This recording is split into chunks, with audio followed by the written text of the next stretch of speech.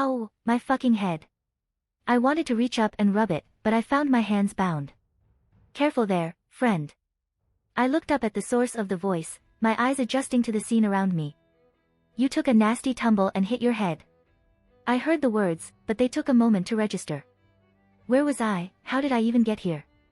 Last thing I remember, I went through a portal, and it felt like I hit something, and next thing I know, here I am. Were my calculations wrong? Impossible, they weren't complete, but there's no way they were so incorrect. My instincts were telling me I was very far from home. This was so unfamiliar, yet a pricking feeling in my mind felt somewhat reminiscent of this whole thing. If it wasn't enough to notice the abundant magical energy in the air, the cat person walking parallel to the cart I was in was a dead giveaway. Fuck me. I blurted out. Exactly how I feel. The owner of the voice gave a small snort in amusement. There were a few other faces, on the opposite side next to the nice stranger. His clothes were rags, and he looked a bit on the poorer end. There was also someone bound and awake, but with his mouth gagged to my right, and on the other side of a stranger was another normal-looking man still passed out. Not to mention all the guards wearing identical armor walking alongside us. And most of these guys were huge, like holy shit, I wouldn't want to get into a bar fight with any of them. I don't suppose you could tell me where we are? I questioned. Helgen, I think. I wasn't awake for the whole ride, but it looks like we're a bit out from Helgen. That doesn't help. I sighed. So, you got a name? Ralof. He gave a calm smile. Not something I expected from an apparent prisoner. You some sort of mage? The question took me by surprise. I guess magic wasn't uncommon here, though I wonder how he knew. Sure, but how did you know? Your strange clothes, seems like something a mage without a lick of sense would wear around Skyrim. He gave a good-natured laugh. Also, seeing you fall out of a magic portal into the mud was a bit of giveaway. Oof, no wonder my head hurts. Wish I packed some basic medicine with me. Hindsight is always 20/20. Any particular reason I'm in being held as a prisoner? Unlucky, I'd wager. Imperials caught us after we had you resting in a bed. I guess they assumed you were one of ours. Damn Stormcloaks, Skyrim was fine until you all came along. The man in rags spat out. If it wasn't for you lot, I would have stolen a horse and been far away from here. Quiet, horse thief. Ralof sneered. The apparent thief was too timid to reply, his eyes turned to the last little member of our cart. You're awake. He looked just as confused as I was. Where? You walked right into that Imperial ambush, trying to cross the border, eh? Ralof asked. Another unlucky friend to join with us on our journey. Do the Imperials make a habit of abducting uninvolved people? I mutter. The guy with his mouth gagged mumbled something I was uncertain of, but it didn't seem too polite towards them. Imperials, they would rather hang 100 innocent men than allow one guilty to escape. Ralof grunted. What's your name, friend? He turned towards the newcomer. Thorum. He gave a blunt reply. A fine Nord name. Ralof nodded. What about you, horse thief? Why do you care? The horse thief spat. We're all brothers and sisters in binds, now, thief. He answered, but just shook his head when the thief looked away. Ralof turned towards me. Wilhelm, you can call me Will. I did like the way it rolled off the tongue, introducing myself with my new name for the first time. Ralof was about to say something, but the thief cut him off. You. Mage. You can get us out of here, we shouldn't even be here. Use your magic or something. Yes, why don't you just keep shouting about my magic, it's not like there are guards surrounding us. I rolled my eyes, but I did hear the driver of the cart chuckle. It wasn't just me who noticed, I saw Ralof and Thorum both eye the guards who had their hands on their weapons. I guess they were ready if I did anything. Ah, Helgen, this place brings back memories. I was sweet on a girl here, she used to make mead using juniper berries. Ralof looked oddly relaxed despite everything. I've never had juniper berries before. I mused, I think I was a bit of a glutton because that somehow took precedence over the fact that I was bound. What do they taste like? They're nice and fruity with a little bit of a piney aftertaste. They're best used to bake when a little underripe. It was Thorum who answered. He leaned back and looked up into the air. My mother used to make pastries with them, I would help her when I was a lad. Why are you all so calm? The Imperials are taking us to one of their dungeons, who knows what's going to happen. The horse thief raised his voice, looking at the last member of our motley crew who hasn't spoken. And who are you supposed to be? He was just lashing out at anything right now. Well, everyone handles stressful situations differently. Watch your tongue, that's Ulfric Stormcloak, true king of Skyrim. Ralof had a surprising growl in his voice, making the thief cower again. No. No. It can't be you, that means, oh divines, Mara, Debella, Kinnereth, Akatosh save me. The man started to panic. Where are they taking us? I don't know where we're going, but Sovngarde awaits. I kind of just tuned out the rest of the ramblings. I didn't want to hear the thief start crying to his gods. I found some interesting information though. Also, he was a decent distraction. I could see the guards just turning away or getting annoyed at the commotion. It was one of those things you cringed at, making it hard to keep watching. I activated my circuits, using a small bit of alteration on my bindings. I gave Ralof a small wink when he noticed my circuits light up under my skin. I could just see him raise an eyebrow and a small nod. Thorum looked like he held back a small smile and looked away. Well, it looks like I could count on these two at least. Ulfric wasn't really paying attention. He seemed like the kind of person who would have his head up his own ass. Whatever. By the way, what happened to my hat?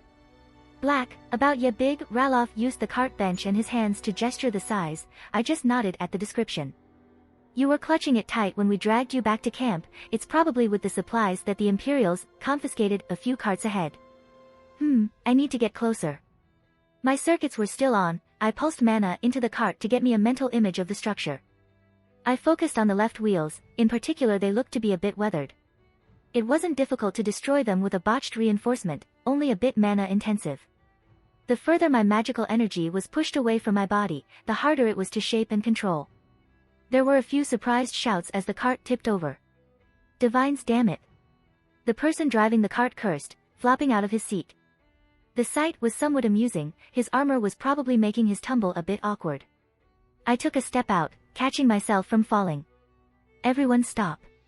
Another commanding voice shouted. Prisoners, don't move. There was a woman on a horse calmly trotting over. Several guards began to draw their weapons, some more shouting and cursing. I tried to look as innocent as possible. Ralof took my K and just took a step back, holding his hands up in surrender. Some guards stepped forward, but they seemed a bit calmed by our lack of desire to initiate conflict. Oi, can we just stand to the side? This kid next to me is making me nervous with his weapon drawn. He looked even younger than me. When did these Imperials start recruiting? His hand was shaking as he held his sword. I doubt he's ever been in a fight in his life. A more senior-looking man walked over, pushing me to the back, behind the now downed cart. Get over there and stay still.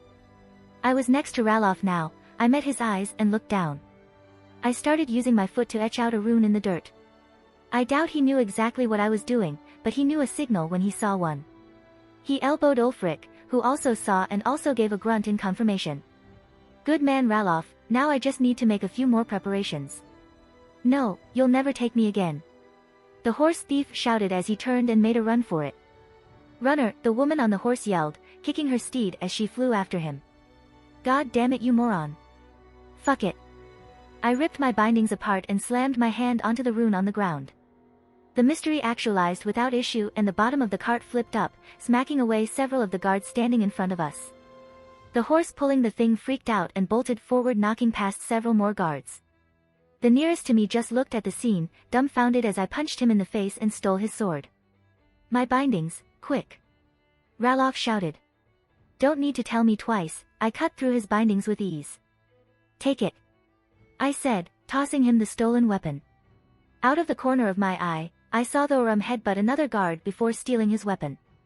As if on K, the other carts started to rebel as well, attacking guards even with their hands bound. The guard I had punched a moment ago had gotten up, with a dagger drawn from his boot. He awkwardly tried to slash me with it, and I could only look at him incredulously. Such a small blade was a stabbing weapon, dumbass.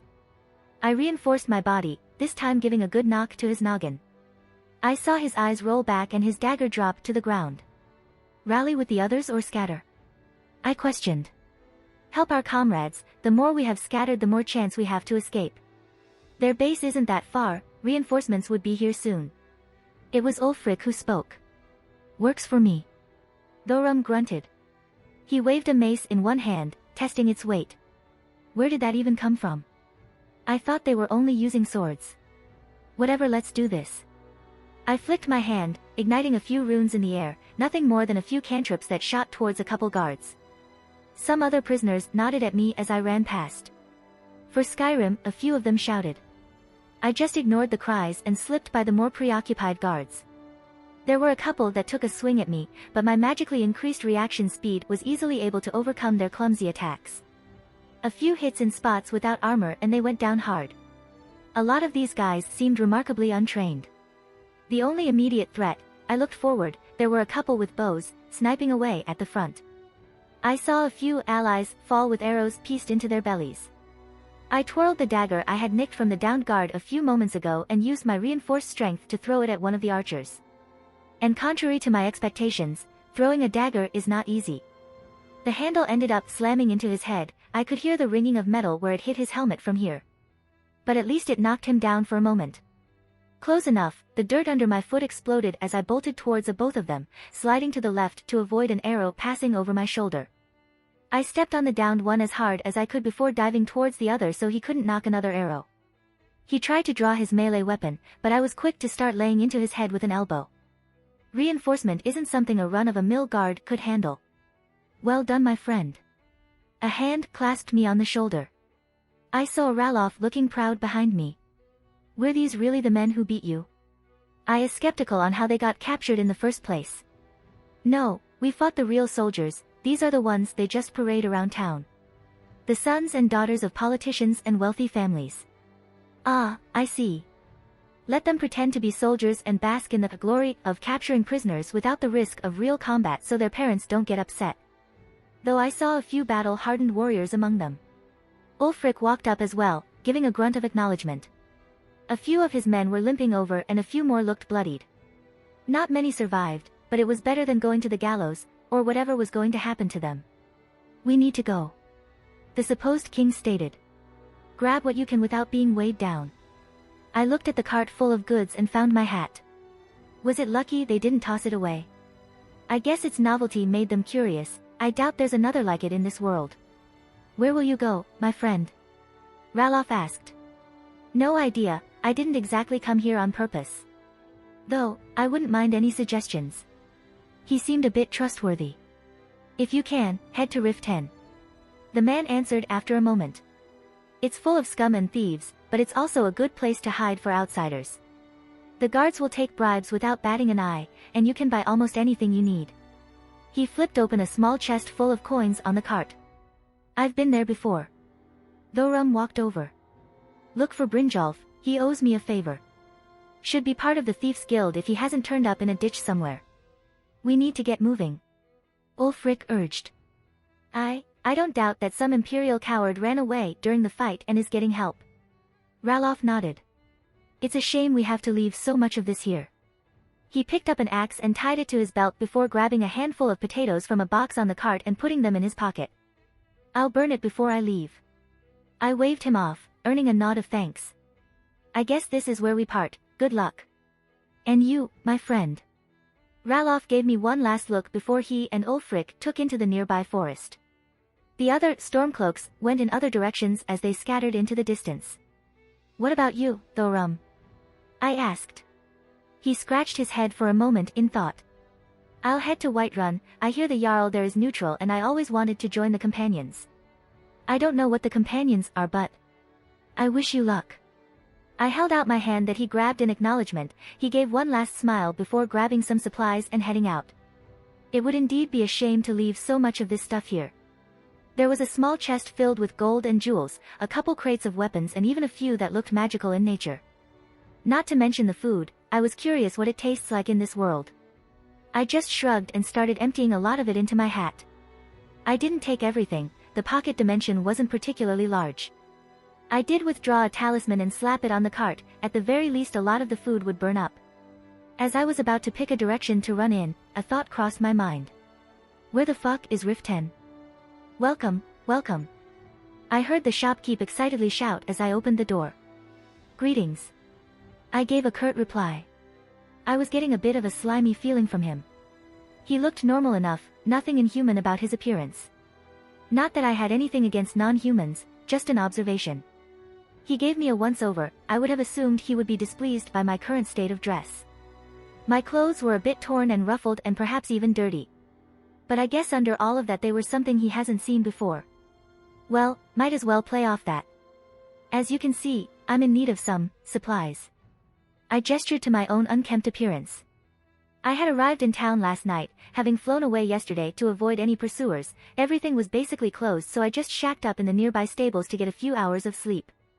I saw an inn, but there were a few guards walking around and I didn't want any potential issues. Of course. He laughed happily. The Riverwood trader has everything you need, especially for someone who's new to the Skyrim life. That obvious, huh? I gave a good-natured smile. I wondered if he would try to scam me. It's practically a rite of passage for foreigners. I remember my first time traveling Skyrim before settling down. I was lucky enough to get an old Nord to give me some advice. Once you get the respect of the locals, everything seems to get much smoother, especially for Imperials like you and me. Well, I got the coin if you got the supplies. I'm apparently an Imperial. Good to know. Wonderful. He clasped his hands. I run the best general store in the province, just tell me what you need. I thought for a moment and my eyes were drawn to a strange golden claw on the counter. Curious looking thing. Well, some clothes would be appreciated. He lowered his head under the counter, pulling up 2 stacks of clothing. Let's see here, I got some run-of-the-mill tunics, nothing too fancy. And I also have a set of finer clothing if you're interested. I stepped forward to inspect them. They were about what one would assume considering the technological level of this place. I ran my hand through the higher-end trousers and tunic. The material would be acceptable, but holding it up to my chest, the design made me want to vomit. Is this the fashion around here for the wealthy? He just shrugged. I don't keep up with those trends, that's my sister's department and she convinced me to buy these a few months back. They are, not to my tastes. That was the politest way I could say it. I'll just take the basics for now. He nodded, reaching under the counter again. You're going to need some good boots as well. The Skyrim terrain is a bit treacherous if you're out exploring. I felt the material and just nodded. Boots were boots, there wasn't much to say about them. Let's see. I rubbed my chin thoughtfully, taking a look at the shelves around us. What about these? I picked a red-looking potion off the shelf. It's always good to carry a few health potions for an emergency. I felt my breath hitch at the nonchalant way he described the alchemic creation. Was the mystical side of the world so open here that health potions were something easily acquired by the mundane? It's not that equivalent couldn't be found in my old world, but the ingredients were hard to come by and almost extinct. Did I hit the jackpot? How many do you have in stock? Last I counted, 7 potions of minor healing. I'll take them all. I didn't even ask the price. I should be quite wealthy if some of the tags I saw around the shop were accurate. Apparently the gold coins I acquired are the default currency here. Do you have any other types of potions? Well, if you asked any town around us they may have said no. He put an elbow on the table, giving me a prideful grin. It's a good thing you came to me. He hefted a large crate from under the counter, carefully setting them down. Nords don't really like anything beyond a simple health potion, so I've been sitting on this stock for the right buyer. Well, their loss.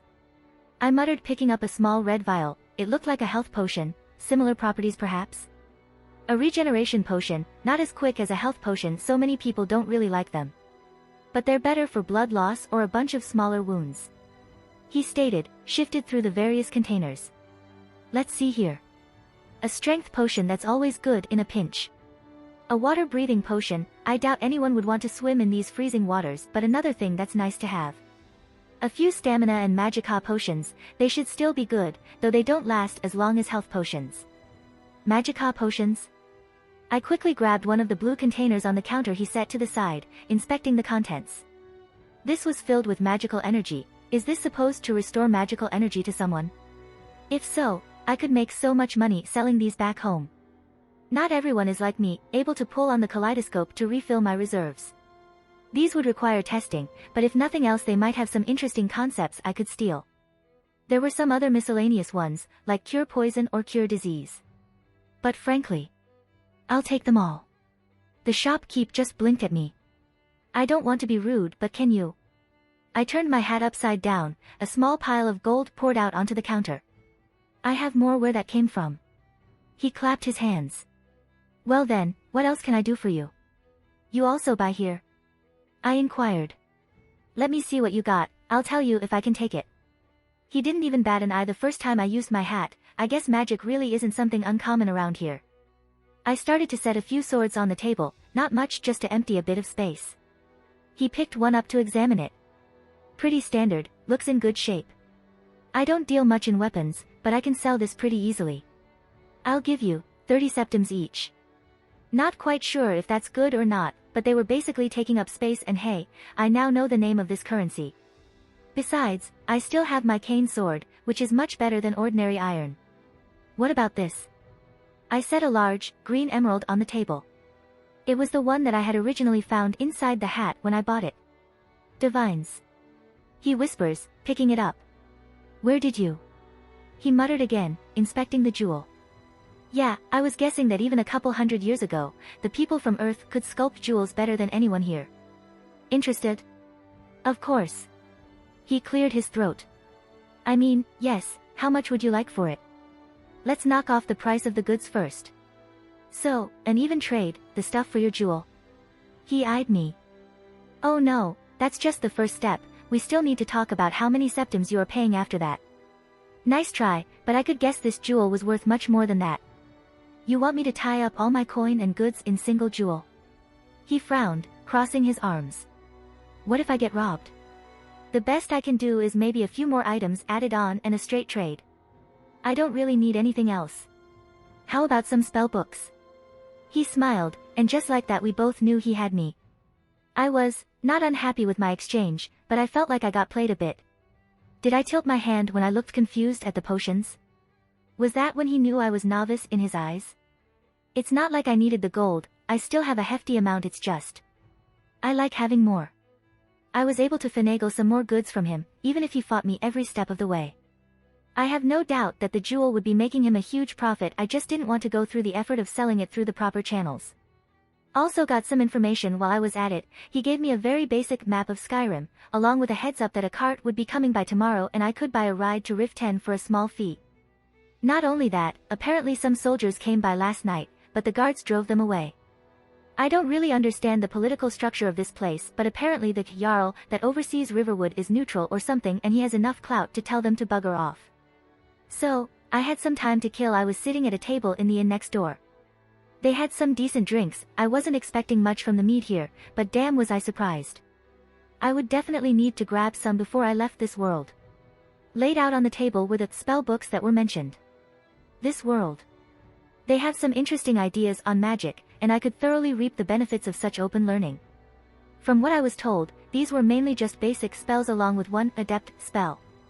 Lesser ward, a small barrier that blocks attacks. Nothing too crazy, but its application was insane. It was elementally neutral, so anyone could use it. The effort in its casting was a bit meh, but I could experiment to make it a worthwhile spell. Oak Flesh, a strengthening spell that can overlap with my reinforcement. It leans more towards defense, but it does have a physical power application as well. Always good to have additional strengthening abilities. Instead of applying an enhancement through my body, it sort of envelopes my body in its effect.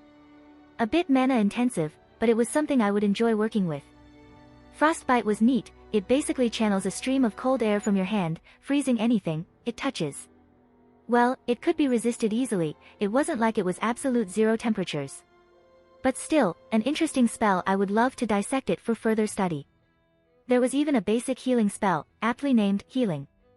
This had been a good find. While the effects were apparently less than a basic regeneration potion, having a healing spell so easily applicable was a huge boon. The last basic spell book was Telekinesis. A bit of a surprise there. The equivalent in my old home was a guarded secret by several families. Not something unattainable, but it was such a useful spell that those who had it guarded it did so fiercely. The real gem was the adept spell book, named Distort. From what I understand about the magical system here, so far, it's a spell that falls under the illusion school. Aptly named, I suppose, since the spell is a basic physical illusion application. Basically, I can make illusions that appear real on the surface, though any interference will break them. A useful spell, and I'm quite happy with my purchase. I'll need to find more books like these and add to my repertoire. With a yawn I picked up another bottle of mead. Well, I still had some time to kill, and this drink is pretty good at least. What do you mean you're not going to Rift 10? All the rumors coming from that place, I ain't going near it for the time being. I could only just sigh is frustration. Look, if it's a matter of money. It ain't about the coin, boy, did you not hear my words? I ain't going near it. The cart driver seemed adamant about staying away from that town for some reason. What exactly are these rumors? A dragon. He puffed out smoke from his mouth, tapping his pipe on the cart. First one to be sighted in centuries. I wouldn't believe in the tales if I hadn't met the folks fleeing with fear still in their eyes. Oh, that sounds interesting. I don't think I'm adequately equipped to deal with a dragon at the moment, maybe if someone loosened the restrictions. How about, you fight the dragon and if you do good, I'll unlock it. Fuck off. Alright, so Rift 10 was besieged by a dragon, that isn't the worst reason to stay away. Where am I supposed to go now? I mean, I didn't really need to go to Rift 10, it was merely a suggestion by those guys. If anything, I'm not really afraid of being captured or anything. I was just kinda going with the flow and was curious about the land I found myself in. How about Winterhold? The driver spoke up. Sounds cold, what exactly is worth it there? The college. You look like the learning sorts. He shrugged. A college, you say? Okay, my interest was piqued, I wonder what I could learn there. Just don't expect the townsfolk to give you a good time, they don't like the mages very much. Mages, a college for mages. A magical learning institute, sweet Christ. You, sir, have just earned a bonus, take me to Winterhold. I heard him chuckle, adjusting himself in his seat. Climb aboard, it'll take about a day to reach there. Oh joy, riding in a wooden cart for a day. My butt would be sore tomorrow, but it would be worth it, I guess. Well, at least it would give me time to think, I had a lot on my mind right now. Like, how the hell did I even end up here? This isn't a parallel world of Earth, if I'm not mistaken this is a completely alternate dimension, separated from the world line my magic should be able to access. I know for a damn fact that my calculations weren't that imprecise, I should have at least landed on a line that housed the spirit of Gaia. Something went wrong, something I did wrong. I know that my previous self had some knowledge of the world I was born in, otherwise I wouldn't have the memories of the world line's progression model in my head. What did I feel when I left? Almost like I hit something. If I had to explain it, I was practically a fly being smacked by a car. No, that isn't quite right, that would imply I hit something moving in the normal sense. I basically smacked into a wall and got knocked off course. But what wall would there be? Think, idiot, think. I just smacked my head in frustration. What was I missing? Ha, idiot is right. Not helping Drake. I thought you were asleep. I was too curious about your memories so I couldn't go back to sleep. Been watching them for a few days now.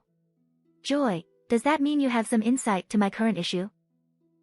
Let me see, what race are you? Human half-devil, what does that have to do with anything? My physical species shouldn't have a negative effect on either the casting or the effect on the actualization. If anything, my half-phantasmal nature should make it smoother, since I'm a being closer to the concept of magic. And where do devils come from? I mean, their parents, but if you mean in a more philosophical sense, their demonic origins can be traced to the negative cumulations of dreams, desires, and human imagination, all catalyzed with the advent of the God of the Bible. Good and evil, yin and yang, one exists so the other must exist to balance it out as a cosmic rule. Every culture, every pantheon has their own good and evil, though the terms can be more muddled. The Asgardians and the giants of Jotunheim and Muspelheim. Olympians with their Titan counterparts and the various giants that exist in their cultures too. Asuras and Devas of the Indian pantheons. The Yukai of the Shinto factions, with the Yamata no Orochi. The Sumerian gods and the children of Tiamat. Hell, even. I paused, blinking in realization. Thought you missed the point there, but you came back around. I'm a fucking idiot, I face-palmed. I didn't take into account all the secondary realms still attached to the world. To put it into perspective, if the world was a house in the middle of the forest, it would be surrounded with trees, trying to run into a single direction, in a straight line, you would smack into a tree. The trees being secondary realms, like Olympus, Hell, Heaven, Asgard, Takamagara, etc. Whereas my previous world basically had all the trees cut down, the forest only had a few sparse trees left because the age of gods had come and gone. So, I smacked into another realm and got blown off course and somehow stepped out of the world line I was accustomed to. Okay, nothing I can't solve, I can find my way back easily enough. Well, that solves that mystery. Truthfully, it would only take a few minor modifications to my calculations, if they were complete. I'll need to finish them proper at some point. Now that I think about it, I can probably find the stuff to make my mystic code here, no doubt there's going to be some interesting materials I can find. Well, this trip wouldn't be wasted. It's not like I'm under any kind of time restraints, the opposite in fact. I'm free. No responsibilities, no one controlling my life. I can go wherever the wind takes me. Speaking of wind, the scene here is breathtaking. I was bitching about the ride earlier, but once we started going, what a sight. Oi, old man, want a drink? I was laying down in the back of the cart, watching the snowflakes fall from the sky. It had gotten rather cold as we started going north. Luckily, I had some stuff packed away inside my storage space for the cold weather when I grabbed practically everything I could from that cart of confiscated goods earlier. What is that, Blackbriar? He hollered. Well, the man knows his drink. Yup, got some honey brew too if you want that. None of that pisswater stuff, a real Nord drinks Blackbriar or something a bit stronger. The old man snorted. I just laughed and handed him a bottle. It seems like no matter the world, people will defend their drink brands. What's the word around Skyrim, recently? Besides dragon attacks? He took a swig. Well, I wouldn't mind hearing more about that, but I'm a bit out of the loop for everything. There were stories that Meridia's statue near Solitude has been acting up. He scoffed. Folks gettin' rightful panicked too. Them Deidre are never up to any good. He turned back towards me. Never let some fool tell you nothin' about a good Deidre, you hear me lad? Nothin' good comes from assorting with them things. Grabbing the eyes of higher powers never ends well for mortals. I didn't know what a Deidre was, but I could guess it was something godly, in nature or something like that. Damn straight, you got a good head on your shoulders. He nodded. I also hear the war is heating up after Ulfric escaped some imperial ambush or something. Heard they had him bound and ready for the block, only to escape from right under their noses. Got them Imperials up in a frenzy trying to look less foolish to the masses. What? It's only been like 3 days, how? At least there was no mention of associates or anything. Geez. Well, I wouldn't be surprised if this man was spreading half these rumors, he sure travels enough to do so. He started talking about some other nonsense but I didn't really pay much attention. I think he was rambling about some elves or something. Frankly, I think I would have fallen asleep if the lights in the distance didn't draw my attention. Looks like we're here, the old man said. As we got closer, I could see the swaying of torches. The snow made it kind of hard to make out, but the outline of buildings started to come into view. Welcome to Winterhold. It was a town, to be expected from what I saw of Riverwood yesterday, but a bit in the distance I saw it. A massive stone structure connected by a small bridge. Beautiful. The College of Winterhold. Halt, outsiders. My attention was taken by one of the guards coming towards us. State your business. I was going to check out the college. Was there any reason to hide it? The guard scowled under his helmet. Another mage. His voice practically dripping with venom. I'm sorry. I said in confusion. I've only been in Skyrim for less than a week, did I do something wrong? The guard looked me over once before sighing.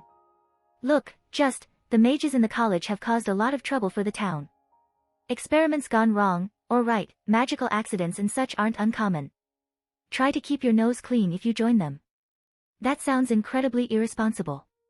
Even disregarding the morality of such things, do they not realize they rely on you all for even the basic necessities? They're in the middle of nowhere, the town is the only reason they can probably even operate without constant supplies coming and going. The logistics would be an absolute nightmare for something of that size. I think he was about to respond but we both got distracted by a sudden shout. Ice wraiths. Shit, get in formation. The guard looked at me again. Some assistance would be appreciated, mage. Well, I wouldn't mind helping fix the disconnect between the mages and mundane folk here. Especially if I'm going to spend any extended time at the college. I nodded, following behind. They make a quick shield wall at the town gates. I didn't know what an ice wraith was, but it looked like some kind of elemental mixed with a scaled sea creature. The old man had hurried into town, good. I didn't want to have to worry about him, he was good to me. They all looked nervous, even I felt a certain chill as a few dozen of those things approached. I quickly grabbed my sword out of my hat and drew it from its sheath. A few of the creatures in the front spewed frost blast from their mouth. It seemed like the guards were somewhat used to this because several shields pushed together and blocked it. I'm not the most moral person in the world, I can be petty, vindictive, and I usually care about my needs over others, but I'm also not heartless. Seeing them fight like this, I just sighed and drew upon my mana. My circuits opened and I felt my magical energy swell into both hands, and I pushed it together, distort. A moment later, 100 more guards formed up alongside us and rushed towards the incoming mass of ice wraiths. They were nothing but facsimiles, lifeless illusions that dissipated at the slightest touch. I was concerned that the snowstorm would break them before they could do anything, so I overloaded the spell a bit. I was taking several guesses here, but it seemed like the ice wraith's sensory organs deemed them real, whether it was sight or something else. Maybe they sensed the magical energy that all life forms have, their OD, so to speak, and confused the mana I implanted in each copy as that. Questions for later. I began drawing my runes in the air. If I were a betting man, these things were most likely weak to fire. I withdrew a few talismans from my hat. I didn't have many left and I was unsure if I could craft more outside of Earth, but it felt like a good time to use them. The spell I wanted to cast required 5 specific ones, but I was missing 2 of the required elemental talismans. I would replace them with a corresponding rune. Metal enriches water. Water nurtures wood. Wood feeds fire. Fire dries earth. Earth refines metal. A pentagram formed, suspending, and connecting them all in the air. Using the creation cycle to bolster another spell to an absurd level, even my sword bolstering it by a slight degree. Fire magecraft wasn't my forte, but I had thought about a few spells I wanted to create through the usage of the runic arts. The runes swirled around my hand, invoking in the sequence I envisioned.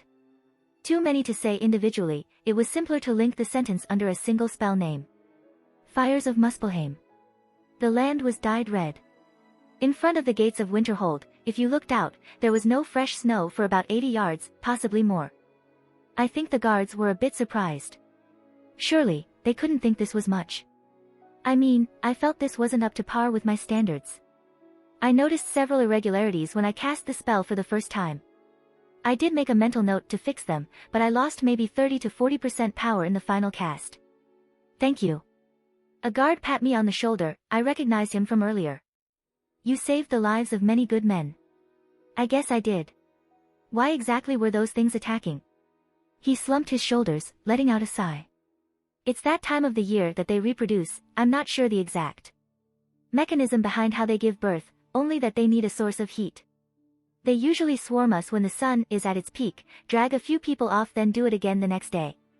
This repeats for a couple weeks. Oh, heat, I see what he means. Though I am a little intrigued. Does the act of reproduction need to siphon the heat from a living being in order for them to generate offspring? Everyone around me looked immediately at ease with the large swarm gone. A large weight off their shoulders in the meantime. There were a couple sporting wounds, while a bit of ice got around the shields. One in specific ripped a thorn of ice out of his arm. What a badass, that must have hurt. Oi. I clasped him in the shoulder, casting a healing spell. He just started at me, almost in utter confusion. How can they be so surprised at my magic, magecraft, when they live next to a college of mages? Geez, my terminology is getting all mixed up. I guess they mean the same thing, contextually speaking. Thanks. The guard grunted out. No problem, though you may want to get yourself checked. I don't know much about ice wraiths, admittedly, if there are any lingering effects inside your body. I owe you a drink, mage. The guard moved his arm around. Think we all do.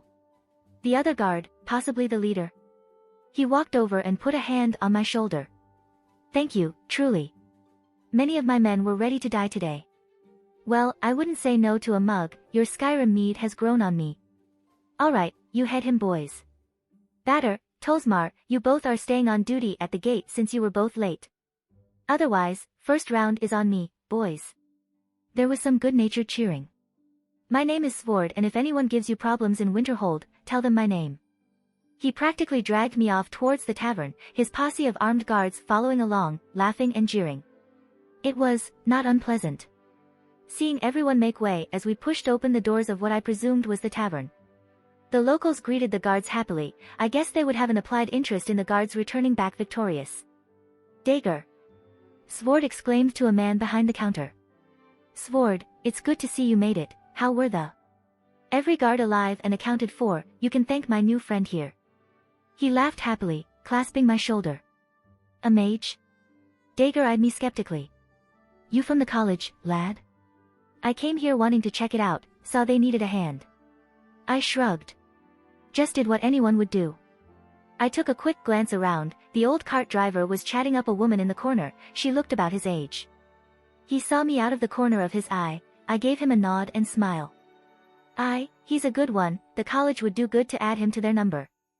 Sword added. Now. He clapped his hands. I promised a round for everyone, and Sword doesn't go back on his word. The place erupted in cheers. It was really lively. I wasn't used to getting this kind of attention when people all gave me acknowledgement and such. But it wasn't an uncomfortable feeling. What'll you get, lad? The hero gets the first drink. Dagger. I've only had a few drinks from Skyrim so far. Blackbriar, Honningbrew, what else you got for me? I sat at the counter. Sword and Dagger shared a look, a smile showing on their faces. Let's get you a true Nord drink. He poured out a bottle I didn't recognize into a large mug. Alright, lad, we won't laugh if you can't handle something a bit stronger than the milk you're used to, at least not too much. Sword slapped my back. Oh, is that a challenge? I eyed him. He crossed his arms, staring at me, a grin on his face. This is a man's drink, son. I took the hat off my head, reaching inside to grab a handful of coins and slammed them on the table. The ball's on this lad, eh? Sword snorted in amusement. We were gathering a little show. He pulled out a few coins and matched me. Bottoms up. I took swig, eyeing Sword as I downed the entire thing in one drink. Granted, a bit of it spilled out onto my shirt, and I almost coughed it back up when it first went down my throat, but I slammed the empty mug on the counter. Tasted like piss mixed with honey. I coughed slightly, meeting the silence of the crowd. Fuck it, give me another. There were whoops and laughter as Sword pat my shoulder. Well done, lad. He laughed happily. You earned this. He pushed the gold towards me. Alright, just keep the drinks flowing. I waved my hand around the room, pushing both piles of gold towards Dagger. More cheers and thanks were shouted my way. It was a wonderful feeling. Wake up. I felt a prodding in my shoulder. I was still drowsy, and my head was killing me. Wake up. I heard and felt it again. I groggily lifted my head up to look at the person poking me. He was not a race I had seen before. An elf of some sort. The people weren't freaking out, so I was assuming that his species wasn't uncommon. The fuck do you want? He was dressed well, too well. He had a permanent look on his face that screamed, I'm better than you. How uncouth, not that I expected any more from a 2-bit mage. He scoffed. What time was it? I don't think it was noon yet, maybe early morning. I fell asleep at the counter. That's a bit embarrassing. It didn't look like the owner minded though. I think I paid him enough as it was. I think we were celebrating far into the night. Even as I looked around, there appeared to be a few more people passed out here and there. I guess this wasn't an uncommon occurrence. My eyes focused back on the man who had been poking and insulting me. Who are you, and why should I care? Again, that little scoff he gave made me want to punch him. I am Enkano, Thalmor emissary and counsel to the Archmage of the college. He proclaimed, perking up like a peacock. Neat. Yes, quite. It looked like he tried his best to not appear annoyed at my remark, failing horrendously. I have heard of your feats yesterday and am gracious enough to offer you a place at the college. This feels all kinds of wrong. I can't quite put my finger on it, but I'm too curious to see where this goes. Oh, how kind of you, good sir. How could I ever repay such generosity? I see, you do indeed have some manners befitting someone more learned than these barbarians. I will ignore your earlier outbursts. He turned his nose up. You are lucky to have caught the eye of some very powerful mages. They are curious about the spells you evoked in your battle. Ah, there it is. I guess some descriptions of what I had done were spread around. Some idiot heard the rumors. I guess my foreign magic would be interesting to those who devote themselves to the magical studies. You said your name was Enkano? I wanted to make sure. Indeed. He nodded, clearly pleased with himself for some reason. Good, I didn't want to get your name wrong, that would just be embarrassing. I cleared my throat, drawing a bit of attention on myself. Go fuck yourself, Enkano. Trying to learn my mysteries. Do I look like I was born yesterday? If this was the clock tower, he would have been killed trying this shit on someone else. There was some snicker and laughter around the room. I saw Dager try his best to hold back his own laugh. I just tipped my hat at the man and smirked. Why you? He exclaimed in surprise. How dare you? I think I saw his hands light up, ready to cast a spell. Only, the sound of steel being drawn from its sheath filled the room. It looked like several guards had woken up from their naps and were all pointing blades at Enkano. He paused, looking at me, then looking over the room. The magical energy he gathered had dissipated and he just scoffed. I expected nothing less from such uncivilized barbarians. Says the idiot that was about to invoke a spell in the middle of a tavern, a fire spell, in a building made of wood. Do you need a lesson on what happens to wood when it catches fire? He narrowed his eyes. No wonder the Thalmor are needed in Skyrim. Truly you all need a strong, guiding hand. I didn't really get the gist of what he was saying, but the guards around me were, enraged, for lack of a better term. The looks on their faces, I could only admire their control as they clenched their weapons. But, I drank with them last night, sort of built a bond with them. Is it weird that I felt annoyed because they were insulted? You wanted to cast magic? Let's step outside then, you and me. I stood up, looking him in the eyes. Ho, you wish to duel me? He looked on at me with disdain. I haven't the time to waste with the riffraff. I'll give you the knowledge of my spells if you win. I cut him off. I knew what he was doing, didn't really care either. He paused looking at me before smiling. Is this the part where you make a demand of me, if you win? He waved his hand nonchalantly. Go ahead, demand whatever nonsensical thing you wish if a miracle occurs. Your clothes. The whole room was silent. Pardon? The elven mage looked at me in confusion. I want your clothes. I enunciated. You will walk back to the college, buck-ass naked when I win. This was twofold. First, I wanted to humiliate him. I already felt that there would be no common ground between us and he was utterly insufferable. Second, I actually wanted his clothes. They looked high quality and I thought I could take them to a tailor and maybe use their materials for something to my tastes. He snorted, holding back his anger. You will rue the day you angered me. He stomped out of the inn. I just followed after him, along with the entirety of the tavern who came to watch the show. He at least had the good sense to walk outside of town to avoid any collateral damage in the immediate vicinity. The townsfolk started lining up, more than were in the tavern. I guess news travels fast here. I think I saw Svord give me a thumbs up in the back. Well, let us discuss the rules of this duel. Enkano stated. No killing, no maiming, no large-scale collateral damage. You hurt the spectators, I'm taking your head. He seemed like the kind of person who would accidentally cast too powerful a spell near people he disliked. Fine, your terms are accepted.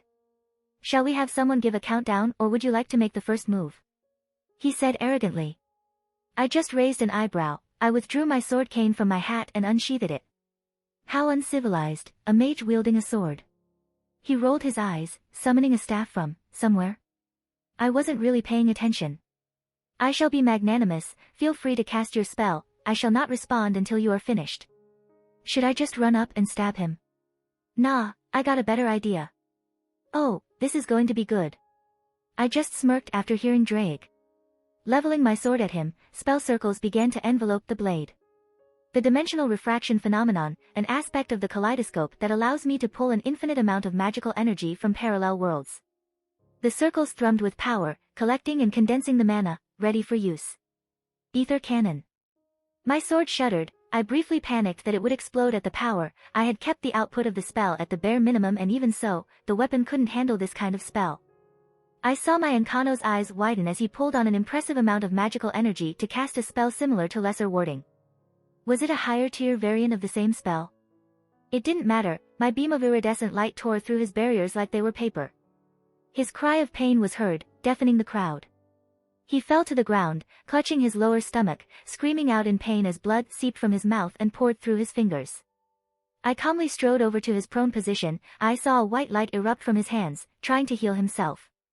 It would be slow going, but my aim was impeccable, there would be no lasting damage if he got healed, so I didn't violate the rules. I withdrew a couple potions from my storage, I practically shoved the regeneration down his throat and dumped a healing potion on the wound. This wasn't out of mercy, mind you, he still had part of his wager to uphold. You lost, I said plainly, as the bleeding began to stop. He wobbled to his feet, taking a few steps back form. Why you dare? I raised an eyebrow, did he think I wouldn't notice what he was doing? I saw him channeling his own magical energy into spell, trying to hide it. I just began casting my own spells, bringing runes into existence with a hand behind my back. Strip, I ordered again. I saw him contort in rage, hands clenched. I am a Thalmor emissary, you dare to lay a hand on me. Your punishment is death. He threw his hands up and a large amount of mana was expanded, something came into existence. A large, towering, ice figure stood between me and the arrogant elf. Another sort of elemental. No matter, I pushed my hand to the ground and brought all the runes together. Bindings of Gaia. Massive roots sprang from the frozen tundra, shooting up and wrapping around the ice creature, binding it in place. They didn't stop, shooting towards Ancano, grabbing, and pulling him prone to the ground. The duel had been concluded and you tried to kill me, I wonder what the punishment for attempted murder is? My blade pressed against his neck, and I leaned down next to him. A 2-bit mage, huh? I whispered. The Jarl would enjoy having the Thalmor emissary in his dungeons. Svord walked up next to me, clearly hearing the exchange. Would he now? I raised an eyebrow, a smile shared between me and Svord. It seems like this Jarl doesn't like the Thalmor, whatever they are, and Ancano looked rather pale at the thought. As I contemplated what to do, a teleportation-type spell had activated a few feet away and a man walked out. Another elf, it looked like a different species though. May I request you remand him into my custody? The man had an authoritative voice to him, yet at the same time he gave the aura of a sort of kindly old man. Archmage, Svord greeted, maybe even with a little respect. Svord, it's been a while. The Archmage returned. Archmage, someone high up in the college, perhaps? I apologize for the commotion he's caused. The mage looked at me. I can promise that he was operating under no authority of the college and his views and words in no way reflect upon us. I looked towards Svord who just gave me a nod. I didn't really care either way, dump him in the river, throw him in jail, his existence meant little to me. He's all yours. A bit of goodwill towards my future home wouldn't be too bad either. I was about to undo my spell until... Snap. The Archmage snapped his fingers, and my roots began to unravel and returned to the ground. The summoned being was dispersed and returned to whatever realm it was summoned from.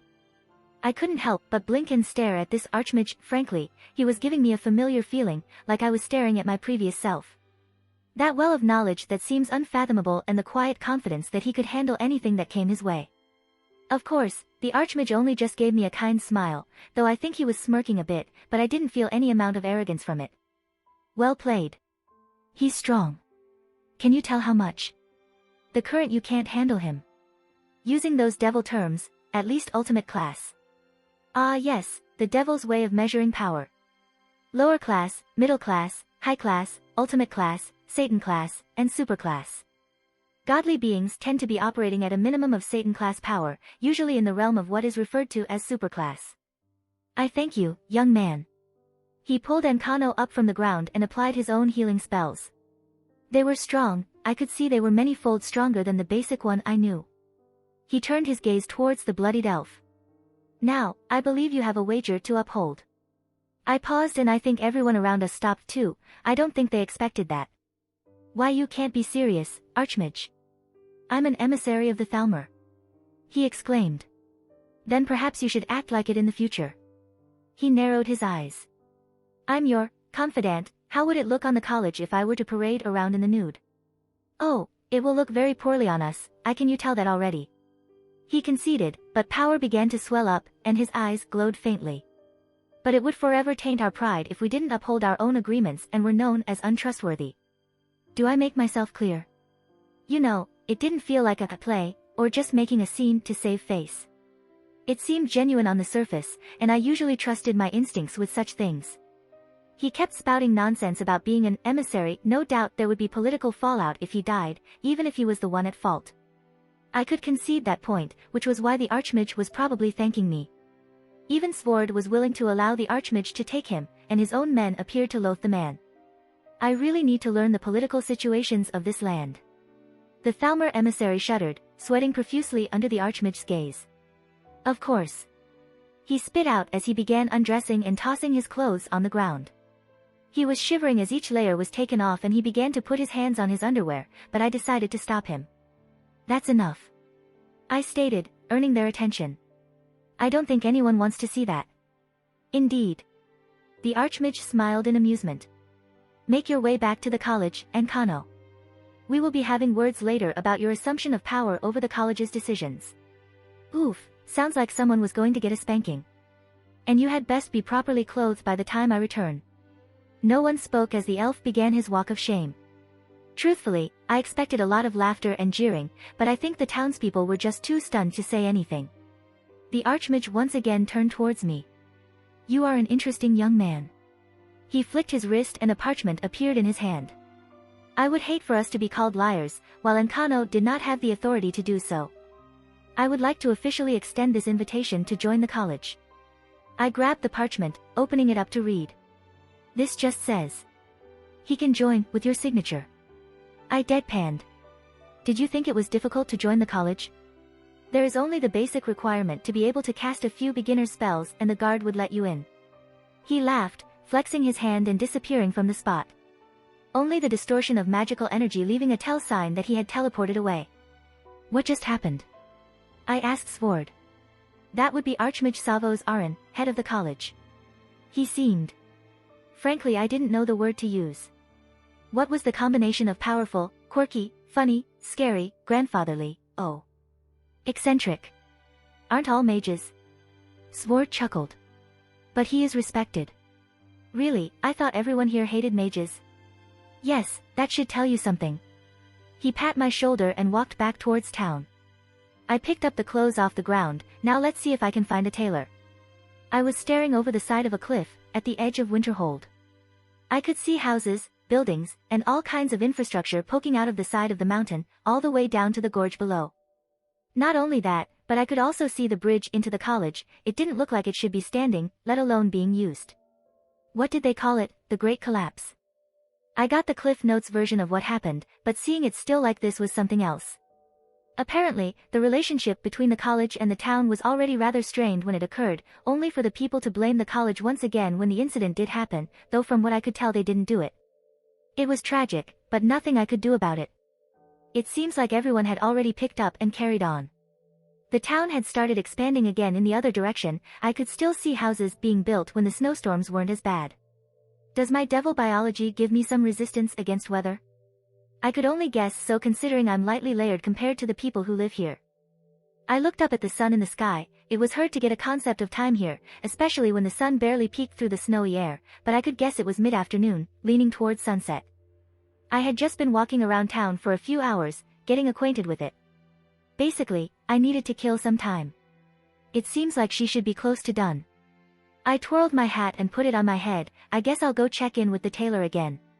The guards gave me nods as I passed. I seemed to develop a sort of rampart with the town. It was nice, the place wasn't too big, probably a few hundred people all in all, small enough that everyone knew everyone, and news traveled faster than the speed of light. I walked up to the tailor's shop, pushing the door open. I wasn't surprised at the scene of needles hovering in the air, moving every which way on a piece of fabric. Yvette. I greet. Will, the older woman smiled. It was a good idea to get to know your tailor. Anyone who takes pride in their clothing would tell you as much. I sat in a nearby chair. I didn't want to disturb her too much. To be honest, we weren't too acquainted, only having met earlier this morning when I put in my order, but we hit it off decently well.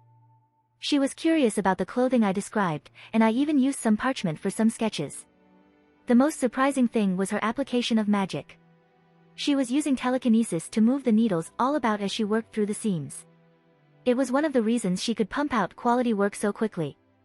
If it were anyone else, this would have probably taken days, if not over a week to accomplish. She told me a mage and been sweet on her in her youth, teaching her a few spells. Basic cantrips and whatnot, but perfect for someone who is running a business. She could light a fire, heat water, freeze food. Things of that nature.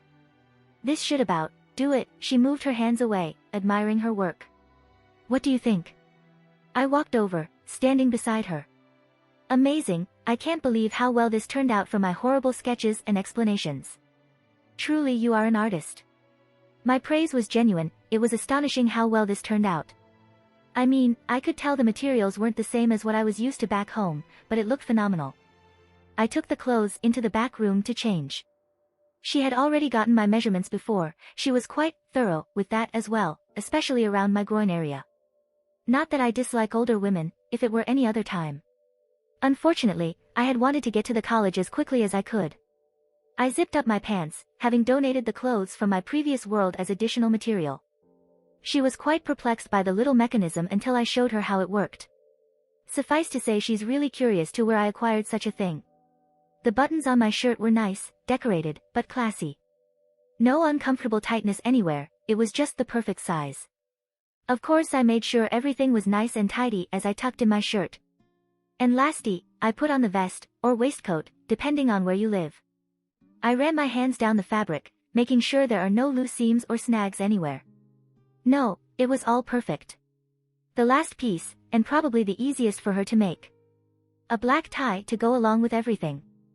I had briefly considered a white tie, but it looked best as black against my white vest along with my black shirt. There was a mirror here, though not to the standards I was used to. The glass was milky and hard to see, but I could make out my figure enough to like what I saw. Finally, adjusting my tie up, and putting my hat on my head. I walked out of the room, meeting the eyes of Yvette. Oh my, if I were 10 years younger. Yeah, I looked good. The clothes make the man and all that. It was a nice confidence boost as well. My only regret, she didn't have enough material to make the jacket. I set a large stack of gold on the counter. Will this cover everything? That is way too much. She stuttered, staring at the pile. I wonder if this is too little, actually. I adjusted my tie slightly, making sure it was straight. Yes, I'm a clothes snob, I find it physically annoying to wear something so unsightly as I was before. With this much, I'll be able to order some higher quality fabrics from the next caravan. She muttered. I stopped in my tracks and turned to her, a thought crossing my mind. I set another stack of coins on the counter, earning her surprise. Then I will request your services in the future, I want a few more outfits and I hope you can get the stuff soon. Of course. She said pridefully. I'll take care of all your tailoring needs. Well then, now that I'm properly dressed, it's time to visit the college.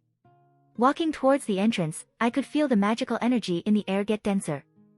Right as the ground met the stone pathway, I put my hand out and pulsed some mana. A shimmering blue barrier was revealed in front of me, I saw my magical energy cascade in every direction, showing the form of the barrier before dissipating. Amazing, a bounded field of that size must have taken an astronomical amount of magical energy to sustain. I hesitantly stepped through, normally I wouldn't have been so lackadaisical about going into a bounded field of unknown origins, but the college was welcoming so I took the small risk. State your business. An elf leaning against the brick railing, walked up, blocking my path. Here to join the college. I produced the letter from the Archmage. She opened the letter, staring at its contents for a moment. What? Yeah, I don't know either. I just shrugged. Oh. He snapped her fingers. You're the mage that dueled Enkano.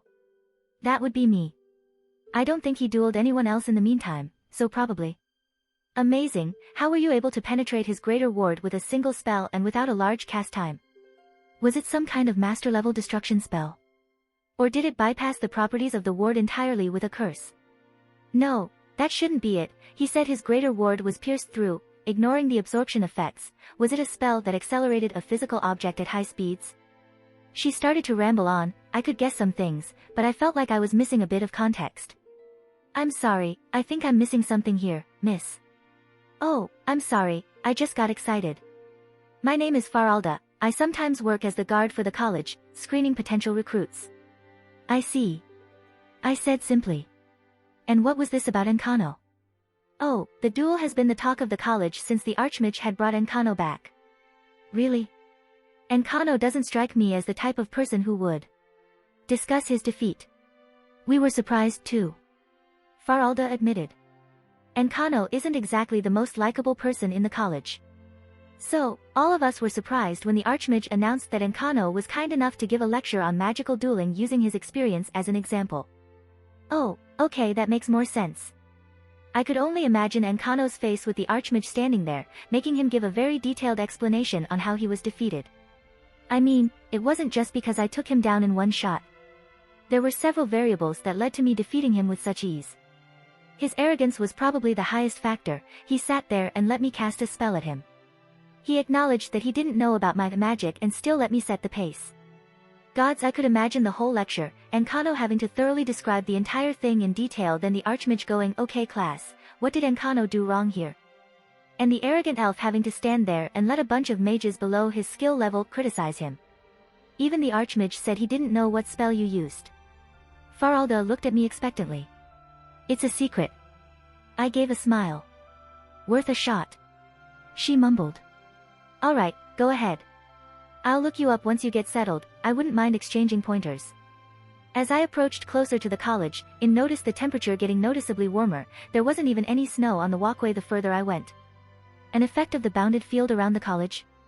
That was my first assumption, and considering the sheer amount of magical energy being pumped around here, it wasn't probably far off. I noticed several wells along the walkway. They looked like small openings to the nearby ley lines. They pushed out so much magical energy that it was visible to the naked eye. Incredible, I knew this whole trip was going to be worth it. Hell, falling into this world was worth it just for this. The things I could learn here, I was excited just imagining it.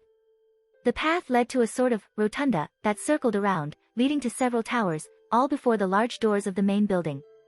There were mages all around, some were casting spells, some were just chatting happily or reading a book on a bench.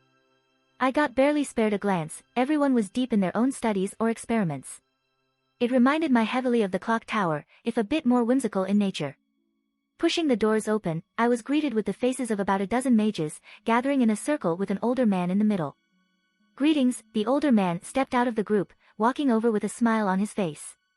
"You appear to be a new face," he said, giving me a once-over. "Indeed, I just joined today. Or I will hope to be joining. I'm not entirely sure on the process." "No problem, you've basically joined once you pass the threshold. We just need to get you squared away with lodging and a schedule of when classes are." He nodded. "For now, though, what about joining our lesson? It's for beginners, but a refresher is always a good idea." "That would be lovely, thank you." Did he know I wasn't a beginner? Well, I guess the term is subjective here. I wasn't familiar with their magic in depth yet. "Alright everyone, it seems like we got one more student, Mr." He looked at me. "Wilhelm Henry Schweinorg. I look forward to learning alongside all of you." I introduced myself. "Wonderful." The older mage smiled. "We were just going over the lesser warding spell and how to apply it in a practical situation." I stood to the back. It seemed like everyone here were a bit younger than me, probably by about 3 to 4 years. Most people think of lesser ward as a wall. He pushed out the spell in front of him with an ease that was impressive. He no doubt had much experience under his belt. Which it may seem like on the outside, but such thinking is incorrect. Yes, it is a protection, it stops spells from reaching you, but understanding how it works is just as important as knowing how to cast it. Our spells are directly tied to our imagination and willpower. If we force the spell into such narrow understanding, its abilities are greatly weakened, the wall becomes brittle and easily demolished. Was lesser ward the basics? Here, there was a greater version of the spell. Were they the bread and butter of defensive spellcasting? He looked around the room. I guess he wanted to see if anyone understood. Maybe this was a bit too advanced, to talk about the concepts behind spellcasting. Well, it was extremely simplified, but still, he was talking about how to modify the spell, albeit indirectly. "Wilhelm, was it? Can I hear your thoughts?" The mage called me, as all the heads towards back to face me. About understanding spells in general or my thoughts towards lesser ward? Just lesser ward, for now. He smiled. "I suppose it's a very efficient spell if you copy it straight from the book. Its cost and effort to cast are below average and it's a very sturdy shield for what you get. It won't block anything high tier, but fights don't always involve casting large-scale destruction. A quick fireball is oftentimes much more dangerous than summoning a lightning storm, yet can be blocked quite easily with a quick lesser ward." "All correct." He turned toward the others. As he said, simple and efficient spells are often better than big and destructive. That being said, it is unlikely you'll run into anyone able to cast such spells, meaning a lesser ward will probably be able to counter almost anything an enemy mage can throw at you. He turned towards me again.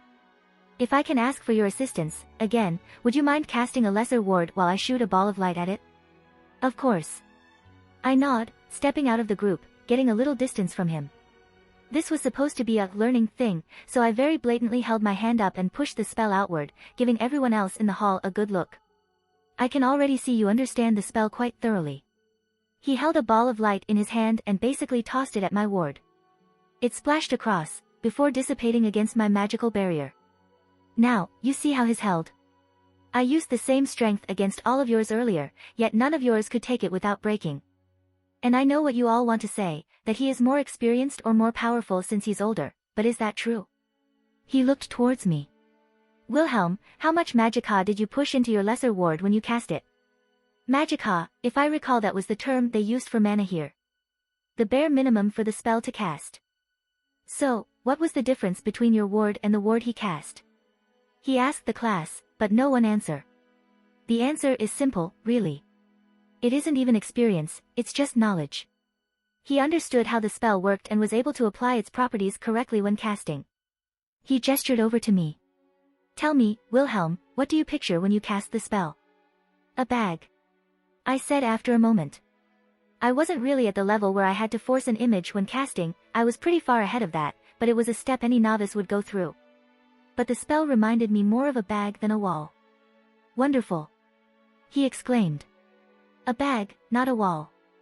If you read the spell tome properly, you would have seen that the lesser ward absorbs the magicka of the spell that it blocks, rendering it moot. A wall cannot absorb, it prevents, it is static and unyielding. Whereas a bag can take into itself, yes, it can rip when too much is put in, but that is the limit of the spell itself. He looked around the room, noticing the faces of his student light up in understanding, smiling in good nature. Alright, let's leave it here for today. I want you all to practice casting your lesser ward every morning until you can do it without effort. The students dispersed, chatting, and whispering to each other as they scattered to the ends of the college. Thank you for your assistance. The mage walked towards me. I find it helpful when the students have someone closer to their age to compare themselves to. I was happy to help. I smiled, it was a nice experience again, being in a classroom. Hell, I even learned a thing or two while I was here. The room registration is kept by Urag Groshab, our resident librarian. Just introduce yourself to him and he'll set you straight. The old mage pat me on the shoulder. Oh, where are my manners? I completely forgot to introduce myself. I am Talfdir, the master alteration mage for the college, along with the teacher for defensive magics. He walked me over towards the door. Here we are, these stairs lead up to the Arcaneum, be polite to Urag Groshab, he takes his job as librarian very seriously. I just stared at the stairs going up, a library in a magical college. It was just there, open for anyone to enter without prior authorization. Was it really this simple? Could I access the school's library without anyone stopping me? I was practically dancing with excitement. Forget a room, I want to just live in the library. If you like this content, don't forget to like and subscribe. See you later, bye bye.